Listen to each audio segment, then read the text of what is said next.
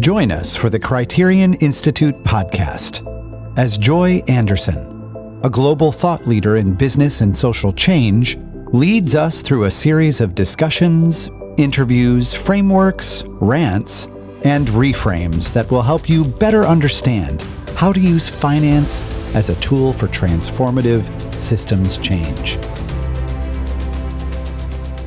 I am Joy Anderson, and this is the Criterion Institute podcast. A few years ago, Criterion launched a 10-year strategic plan, which solidified our commitment to direct the power of the financial system to be a positive force against systemic injustice. You're joining us for part 3 of a 5-part series on the core pillars of our 2020 to 2030 strategic plan.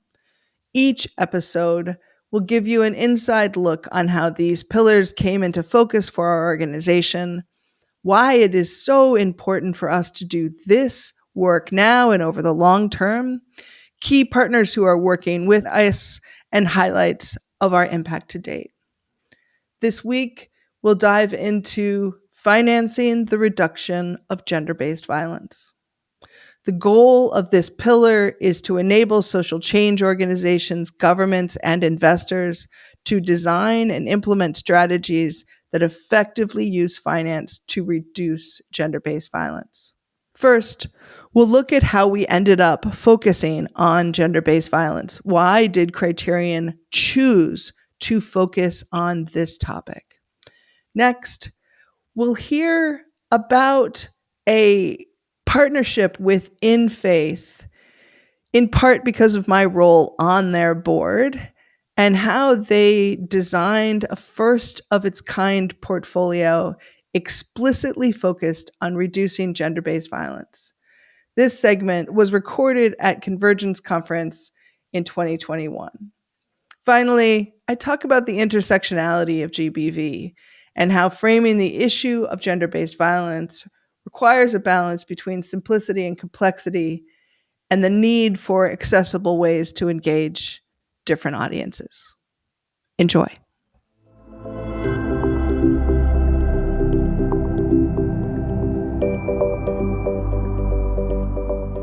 One of the pillars of Criterion's strategic plan focuses on gender-based violence.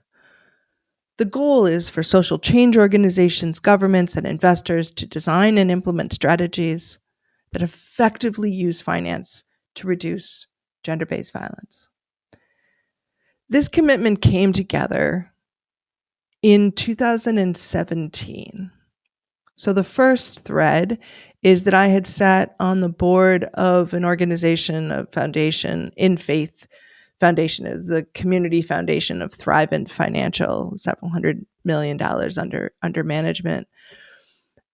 And we had been moving towards sustainable investing.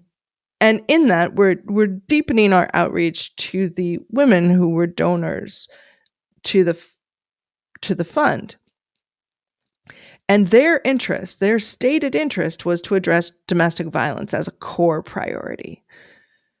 And so the foundation started to explore how could we design an investment approach to addressing domestic violence, carved out $10 million and began a design process.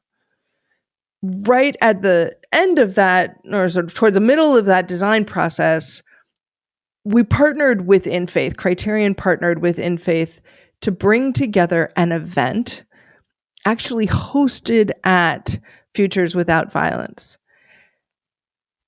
This was a remarkable event. It was a day with a whole host, Goldman Sachs, a whole host of different investment managers, and some women's rights, sort of particularly funders and philanthropists. But about 50 people came together for a day. And I honestly felt like we went from 0 to 60 in one day, imagining how it was possible to address gender-based violence with finance. It was palpable in that room that investment managers could see the possibilities, that they could imagine how this could work. I traveled to Fiji to host a workshop with a set of women's rights organizations. And it was an amazing gathering of organizations who were looking at exploring their power to influence finance and to use finance to advance the issues that they were working on. And the focus of the 4 days was on gender-based violence. And what they named that inspired me to no end was this idea of how would we actually name what would be different if gender-based violence was reduced. So a host in a gathering with Futures Without Violence and InFaith Foundation showing the possibilities at the same time that these sort of grassroots women's rights organizations are saying, hey, this might actually be useful to us.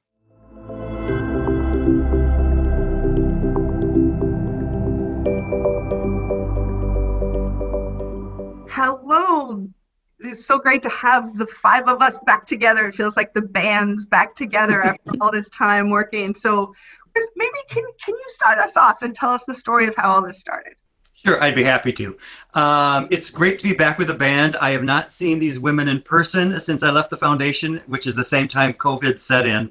So I'm really delighted to see their faces virtually. I had the privilege to serve as president of InFaith for 25 years. It's an organization that's now led by Mandy Twong, who's also a great supporter and now a part of this circle. But I think for me, what's interesting about this portfolio is it was such a natural evolution that it never felt like it was a bold statement. It came so much and grew so organically out of what we're doing that each step along the way seemed like the next logical step to take. And it really started 15 years ago when we surveyed all of the donors to the foundation, and we are a collection of individual donor-advised funds, asking all of them what they believe are the most pressing concerns in our shared community. And it shouldn't have been a surprise, but it was that gender-based violence and child abuse emerged as one of the most important issues for all of these donors who are quite demographically diverse. People from cities, small towns, rural areas, who shouted, it felt, to us that something needed to be done here. So 15 years ago, we started down a path that began with grant making. And we convened a group of both faith-based and secular organizations to try to get a sense for what was missing and where we could lean in to this cause. And so we started with grant making, and we continued the conversation. And along the way, I'd say we kept on being challenged to do more. And some of those voices came from outside, some came from inside. Joy, serving on our board at the time, was one of those internal voices. Her mother, Phyllis Anderson, was another provocative voice who at the time was leading a Lutheran seminary in Berkeley, who kept on leaning in and challenging us to do more and more and think more expansively about what was possible. Along the way, we built our first impact portfolio within the foundation. And that took 5 years of conversation. And it was at a time where there weren't the choices we have today. And it was an interesting conversation for us because we're a very diverse Christian charity that don't come to agreement on all social issues. So we had to think about ways in which we could come to a common agreement on issues that all made sense to us without sort of tweaking, our neighbors. And so we came up with a portfolio, and this was working with Cambridge Associates that felt sort of new and early on, but it was exciting for us. And along the way, we discovered that we didn't have to give up anything on performance on our impact portfolio versus our mainstream portfolio. And that gave us confidence. It gave us great joy. And it was a great story to tell our donors that you can both be an investor and a grant maker and create change. And in many ways, what you can do as an investor works and pulls levers on strategies that grant making can't touch. And so it allowed us to move into some new territory. The conversations continued. We realized quickly, and there was a lot of data to support it, that 2/3 of all charitable decisions in this country are made by women, that increasingly women controlled the majority of capital in the country. And for a foundation such as ours, where 2/3 of the gifts come at the end of life, by the way, women live longer than men, and they have the last word when it comes to bequests and beneficiary interests. So women became more central, not only as grant makers, but as leaders within the foundation. And then we started to think about ways in which we could be more intentional about giving women their due when it comes to their voice and their dollars.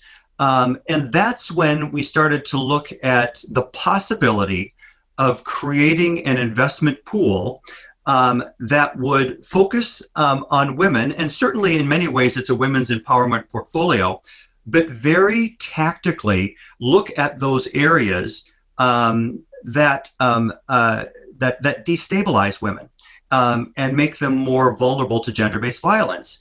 And we're not subject matters in that area, but we gathered good people and smart voices to help us determine what were the ways in which we could move into the territory that looked at issues such as access to capital, that looked at job creation, that looked at education, that looked at some less likely candidates like public transportation. And it's that was the moment where, working with Joy at the time, we looked to create an RFP that would help us identify people who had the capacity to do this. Darcy, during this time, came on the board and brought another intelligent, experienced voice and someone who works full-time in the impact investment space. And so that kept the energy moving within the organization. And then we discovered Veris along the way, that made the short list of people that mostly Joy believed had either done this work or had the capacity to do it. And so that's probably a natural point to tip it over to Darcy, Allison, to talk about what happened next.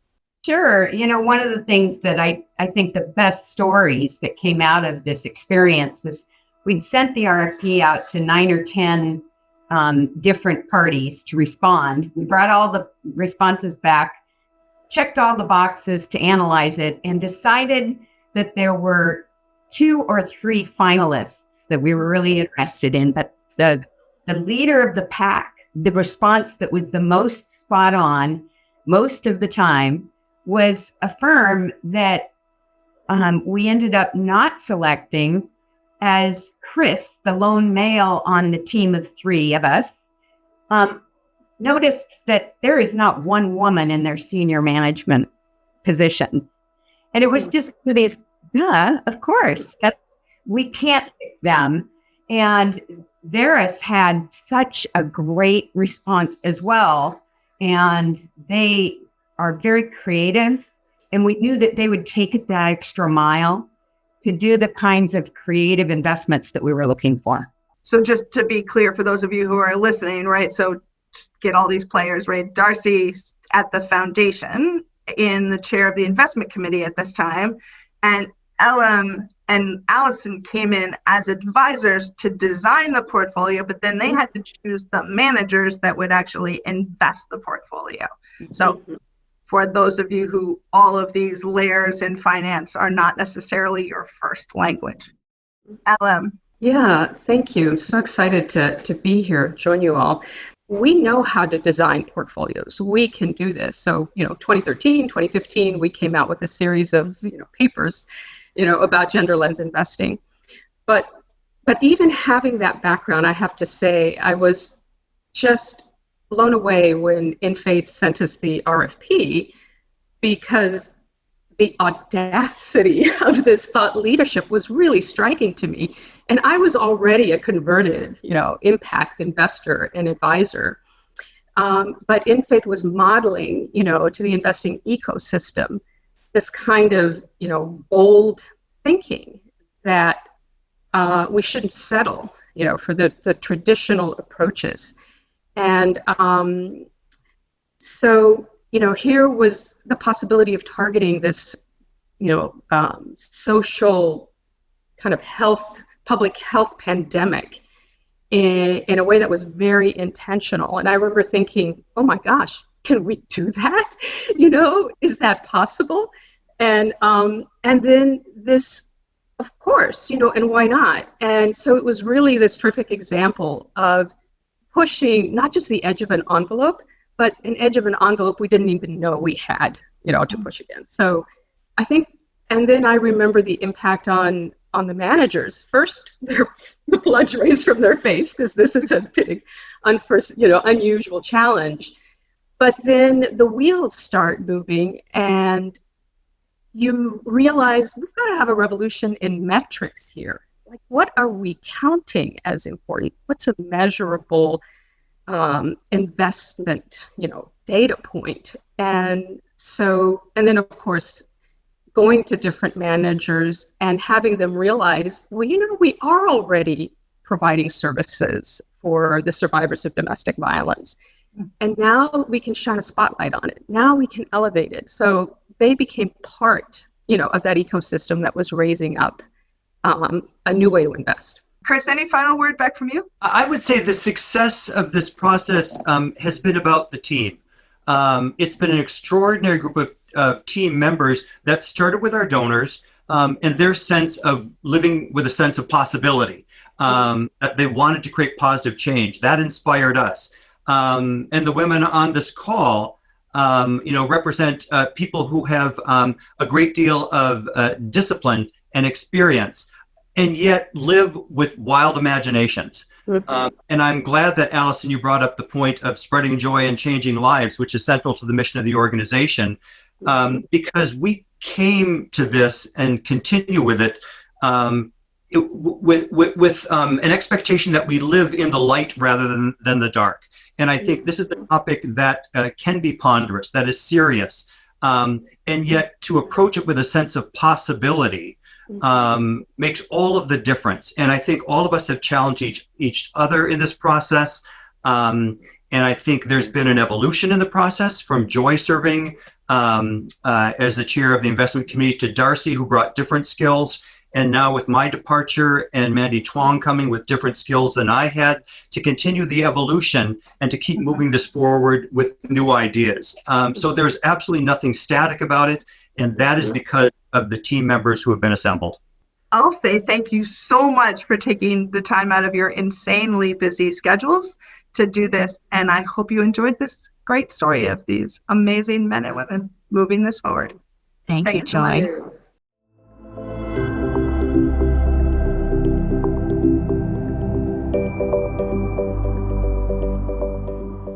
I was watching a truly silly movie the other day. The basic premise was that a famous author had tried to write a book in a different genre that was crossing genres, and that was sort of, and the whole premise is that he should get more attention for this. But what he kept demanding was shelf space, right? He wanted, his book editor said, you have to have a category to be on a shelf. And he was, in his bold way, saying that they should build a new shelf for him. So I feel like we wrestle with this a lot in a lot of our work, right? It doesn't clearly sit on one shelf. And in our work on gender-based violence, I felt that most acutely. In part because the research on gender-based violence and advocacy around gender-based violence is a relatively new field, 30 or 40 years old. And it's defining itself. It's playing with language in a lot of different ways. But it also, so one, as a field in formation, the language is appropriately contested. And the other piece is it's intersectional, right? It overlaps, gender-based violence overlaps with violence. It also overlaps with gender equality. And so one of the reasons we chose working on gender-based violence was that it was an issue related to equity, justice, gender norms, structural inequities that would allow us to go deep. And the deeper we went, the more facets emerged. And the more ways people said to us how we should define those facets. So we're discovering these facets and we're testing them in different audiences, and people are telling us how we should talk about this.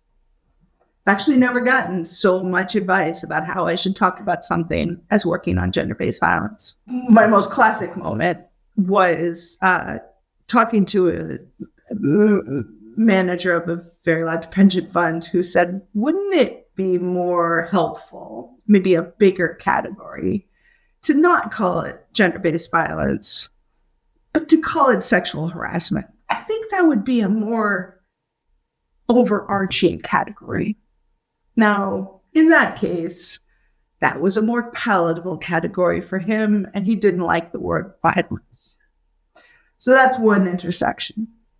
The second is gender-based violence as a form of violence, right? The thing you learn is gender-based violence, sexual assault is not about sex, it's about power, it's about the violence. Well, that overlaps 100% with racial violence, religious violence against religious groups, any ways that we are using violence to ensure that people know their place. And so another way to frame this is to say, let's think about this as violence holistically and really address it that way.